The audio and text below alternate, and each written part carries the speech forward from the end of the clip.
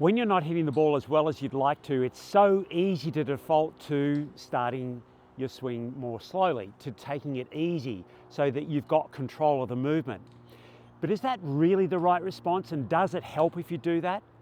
Hi, I'm Peter Knight, and I've created this channel, Peter Knight Golf, to help you play the best golf you can. And today we're going to look at the issue that most golfers, by far the majority, 90% or more golfers do in order to try and control their golf swing, which actually can get them into more trouble. So let's have a look at how that idea works, what we should do about it, and how we actually do derive control and power in the golf swing. So when I move the golf club, I'm actually creating quite a bit of force. I'm creating that force through applying pressure to the ground through my body. I'm applying force through rotating my body. I'm applying some effort with my arms in order to move this lever system, which is the golf swing. One of the things that I want to do in order to generate a lot of speed and force in the motion is to allow momentum to transfer from my body through my arms and into the club. Now that momentum is going to transfer much more easily when I'm moving more quickly. So this idea of going slowly is more likely to lead to issues of loss of control, even though moving quickly may feel like it actually causes you to lose control anyway. The other thing is that when I swing the club back and through, particularly when I swing the club back, I'm building up torque through my body. So the torque is a little like an elastic energy. Now, if I move really slowly in my backswing, when I swing back to here, that's a muscle movement. Now, the typical response when my movement is very, very slow, very much controlled by muscle movement as I go back, is that I'll start the downswing in a rush, and I'll start it with a very much an arm-led motion, a tension-created motion. And of course, I don't want to do that. I want to keep the motion as freewheeling as possible. So I want to utilize this idea of this elastic energy as best I can. The other thing too is that if I'm moving slowly, and let's say I'm a position-oriented golfer, so I'm moving the club back. When I get to here, I want the club head to be in this particular orientation and the club shaft to be somewhere and my hands to be here. That's not a dynamic movement. If I allow the motion to occur more freely, the club is actually more likely to swing on the correct path anyway.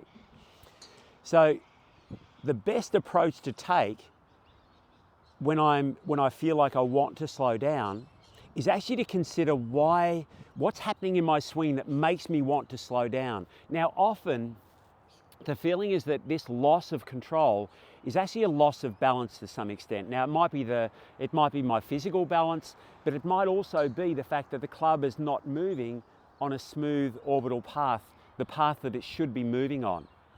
So if I allow my backswing motion to be a little bit faster, but I want to generate that movement through my body, so I'm actually creating a faster motion, I'm generating movement and force and speed to where my hands are about hip height here. Now, I've generated enough momentum that the motion is going to carry me through to the end of the backswing. So I don't have to do it slowly and try and control the movement as I'm going back. So from here, I'm flinging the club back toward the camera with sufficient speed that it carries me through to the end of the backswing. Now, if my club's not going back on the correct path, I'll sense that as a loss of balance and a loss of control. I may interpret that as my swing is going too fast, but it's more that the path of the club's not correct. Now, the other thing too is that there is a correlation between my downswing speed and my backswing speed. So if my backswing goes faster, again, because I'm utilizing this idea of this elastic energy, if my backswing's faster, my downswing is likely to be faster, which of course is going to lead us to the very thing we want, which is more power and distance.